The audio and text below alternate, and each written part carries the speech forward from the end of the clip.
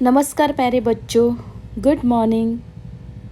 बच्चों, मैं आपकी हिंदी शिक्षिका श्रीमती प्रियंका डिकोस्टा फिर से एक बार आप सभी का हिंदी के इस तासिका में स्वागत करती हूँ और आशा करती हूँ आप सभी सुरक्षित होंगे।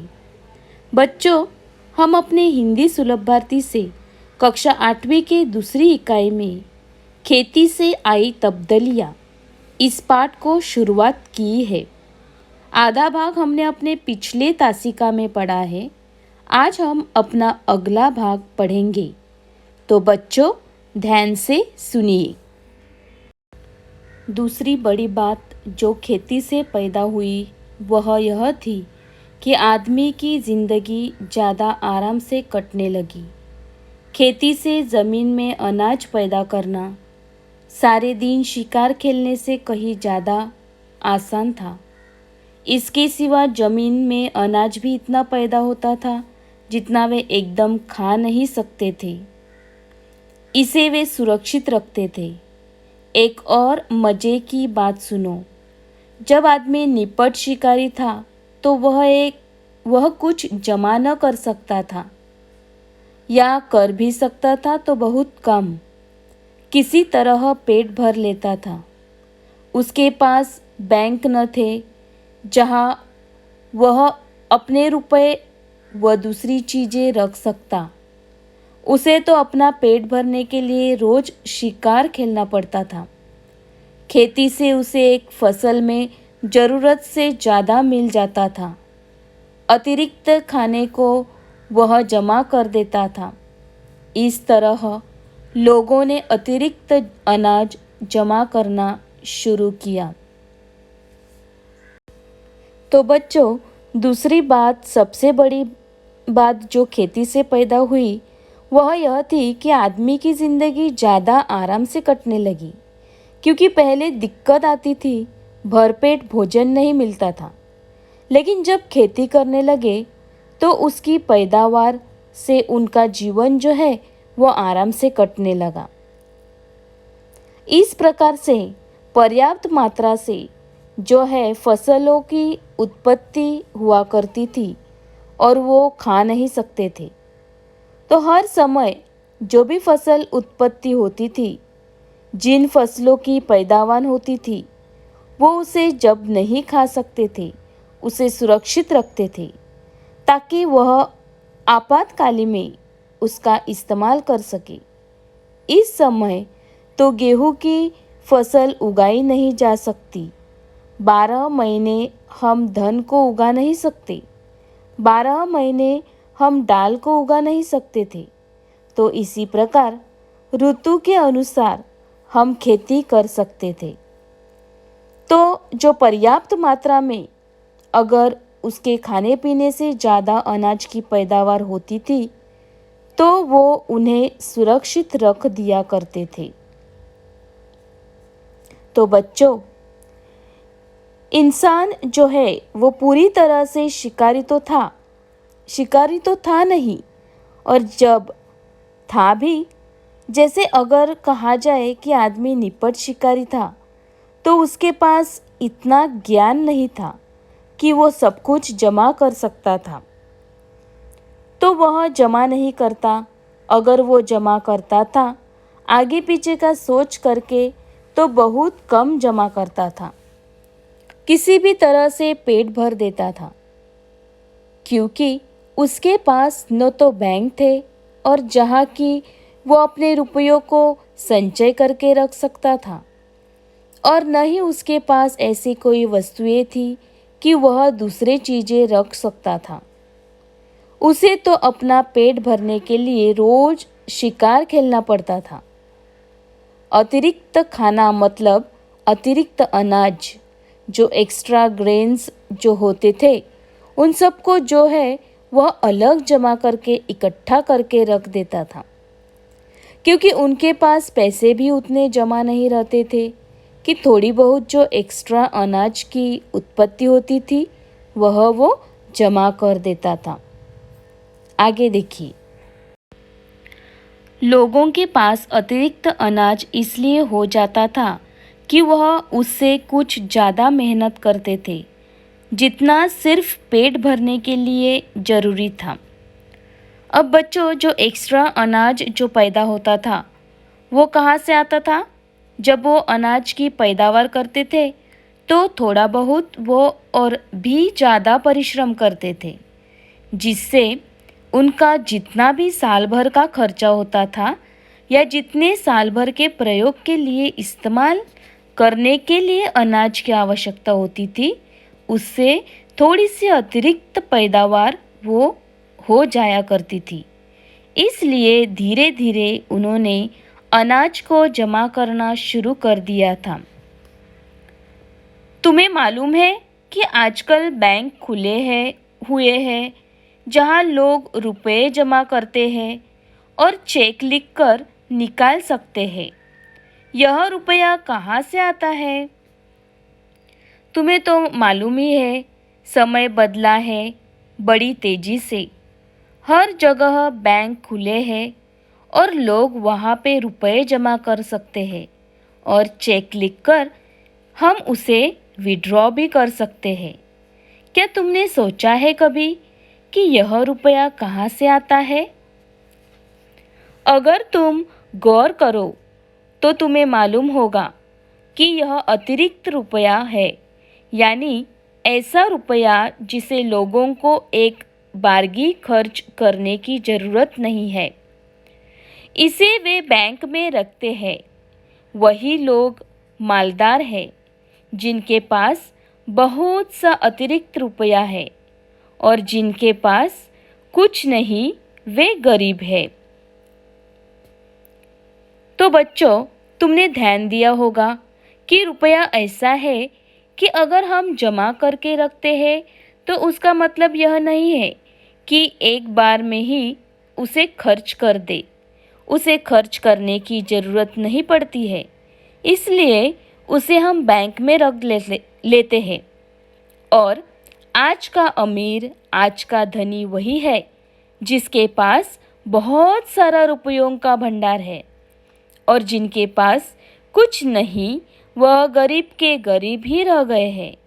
मतलब अगर हम यह सोचें कि जो गरीब है उनके पास पैसा नहीं है और इसलिए हम उन्हें निर्बल, असहाय, मजदूर समझते हैं, लेकिन हम यह नहीं सोचते कि जिस ढंग से आज हम अमीर बनते जा रहे हैं, दिन दुने रात जो हम तरक्की करते जा रहे हैं, इन सब की देन मात्र उनकी वह वजह से है। यह उन्हीं किसानों की, उन्हीं मजदूरों की खून पसीनों की कमाई है, मेहनत है, जिसकी वजह से हम मालदार बने हुए हैं। और हमारे पास जो अतिरिक्त रुपया है, एक्स्ट्रा मनी आते हैं, उसे हम बैंक में ले जा सकते हैं अथवा हम बैंक में ले जाके रख सकते हैं। आगे तुम्हें मालूम होगा कि यह अतिरिक्त रुपया आता कहाँ से है। इसका सबब यह नहीं है कि आदमी दूसरे से ज़्यादा काम करता है और ज़्यादा कमाता है, बल्कि आजकल जो आदमी बिल्कुल काम नहीं करता उसके पास तो बचत होती है, और जो पसीना बहाता है उसे खाली हाथ रहना पड़ता है। कितना बुरा इंतज़ाम है। तो बच्चों, कितनी गलत व्यवस्था है कि जो पसीना बहाता है, दिन रात उस धूप में रहकर कड़ी मेहनत करता है, उसका हाथ खाली ही रहता है। बच्चों, आगे सुनिए। बहुत से लोग समझते हैं कि इसी बुरे इंतज़ाम के कारण दुनिया में आजकल इतने गरीब आदमी हैं। अभी शायद तुम यह बात समझ न सको, इसलिए इसमें सिर न खपाओ। थोड़े दिनों में तुम इसे समझने लगोगी। इस वक्त तो तुम्हें इतना ही जानना पर्याप्त है कि खेती से आदमी को उससे ज़्यादा खाना मिलने लगा जितना वह खा नहीं सकता था। यह जमा कर लिया जाता था। उस जमाने में न रुपये थे न बैंक। जिनके पास बहुत सी गायें, भेड़ें, ऊंट या अनाज होता था वे ही अमीर कहलाते थे। तुम्हारा पिता जवाहरलाल नेहरू। तो बच्चों, जवाहरलाल नेहरू इंदिरा जी से कहते हैं कि इसमें तुम्हें ज़्यादा वक्त देने की ज़रूरत नहीं है। धीरे धीरे तुम सब समझने लगोगी। थोड़े ही दिनों में तुम इसे समझने लगोगी कि क्या कारण है आज जो इंसान मेहनत कर रहा है, मजदूरी कर रहा है, दिन रात पत्थरों के बीच दौड़ रहा है, अपने बच्चों का पालन पोषण करने की कोशिश कर रहा है, जिसे एक वक्त का भी खाना नसीब नहीं होता। ऐसे लोगों के पास आज बैंक बैलेंस नहीं है।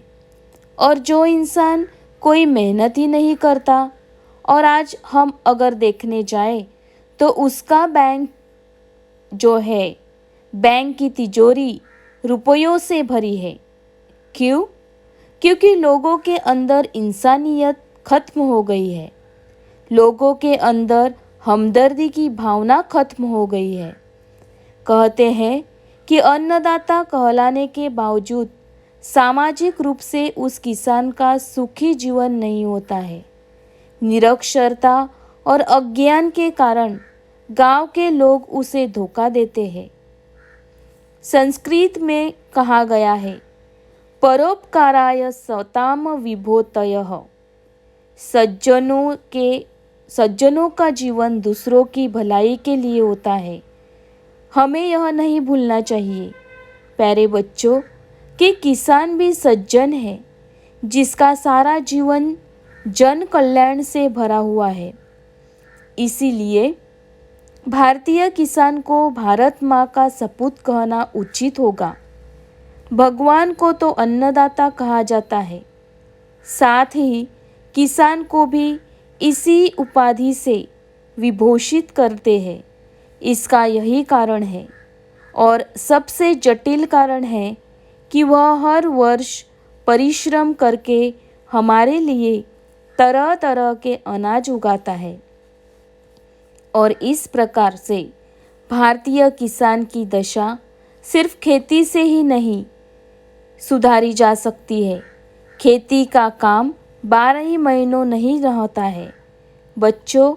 अतः गांव में छोटे मोटे उद्योग भी स्थापित करने चाहिए, जिनमें खेती के औजार विशेष रूप से बनने चाहिए।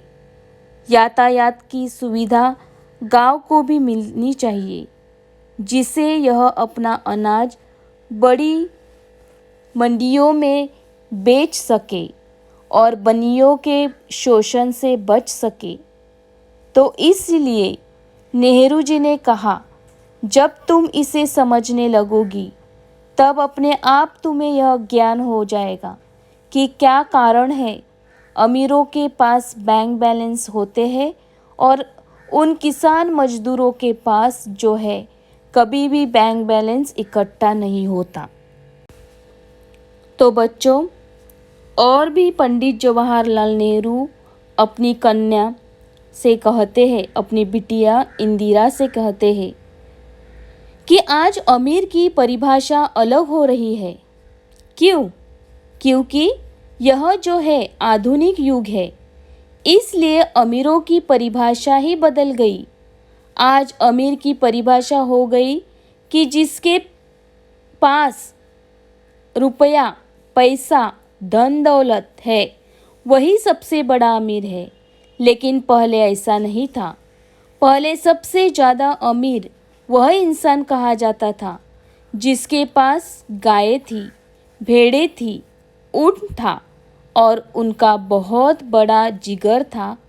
इन पशुओं को पालने का आज अमीर से अमीर इंसान भी एक पशु को रखकर सेवा नहीं कर सकता, कितना भी वो अमीर क्यों न हो सके। इसलिए नेहरू जी ने इंदिरा जी को समझाया, मनुष्य एक मन मस्तिष्क वाला प्राणी है बेटा, इसी कारण उसे समझदार माना जाता है। पर कभी कभी वह भूल जाता है कि मेरी प्रगति अथवा विकास का अर्थ मेरी आत्मनिर्भरता एवं स्वावलंबी होने का अर्थ केवल मेरा ऐसा हो जाना नहीं है, उस समुचित जीवन और समाज का भी होना चाहिए जिसका मैं एक संपुष्ट अंग हूँ। यह बात कभी इंसान ध्यान में नहीं रखता। हमें कभी भी यह भूलना न चाहिए कि हम स्वावलंबन के महत्व को समझते हैं या नहीं। स्वावलंबन के अभाव में व्यक्ति से लेकर राष्ट्र तक कहीं और कभी भी कोई सम्मान प्राप्त नहीं कर सकता। अगर उसके अंदर स्वावलंबन की भावना नहीं है तो संसार में किसी भी व्यक्ति, समाज और राष्ट्र को अपनी स्वतंत्रता तथा स्वाभिमान बनाए रखने के लिए आत्मनिर्भर तथा स्वावलंबी होना उसकी पहली शर्त होनी चाहिए। बहुत पहले जापान के एक अधिवैसी दार्शनिक ने कहा था, फिलोसोफर, कि एक दिन ऐसा भी आएगा जब हम अपने हाथों की उंगलियों पर सारे संसार को जीत लेंगे। और उन्होंने वास्तव में जीत कर दिखाया और संसार का आत्मनिर्भर होने का रास्ता भी दिखा दिया। इस बात में तनिक भी संदेह नहीं। हमें प्रगति करनी है, लेकिन साथ में उन निर्बलों को लेकर के अपने कदम से कदम मिलाकर उनको प्रोत्साहित करके वह भी हमसे कंधों से कंधा मिलाकर के आगे बढ़ते रहे और प्रगति करते रहे। और इसी में हम देश की भलाई है, समाज का हित है और देश की बरकत यानी प्रगति है। तो बच्चों, खेती से आई तब्दीलियाँ, इस पाठ में स्वतंत्र भारत के प्रथम प्रधानमंत्री पंडित जवाहरलाल नेहरू जी ने अपनी पुत्री इंदिरा को लिखे इस पत्र में आदि मानव के रहन सहन के तरीकों का वर्णन किया है। मनुष्य ने खेती करना सीखा और धीरे धीरे सभ्यता का विकास हुआ। साथ ही लेखक ने मानव समाज में सर्वत्र व्याप्त अमीरी और गरीबी के बीच की दूरी और बचत प्रणाली पर भी प्रकाश डाला है। तो बच्चों, ये पत्र समझ में आया ही होगा। इस पाठ को 2 बार पढ़िए और प्रश्नोत्तर अपने कॉपी में लिखिए। धन्यवाद।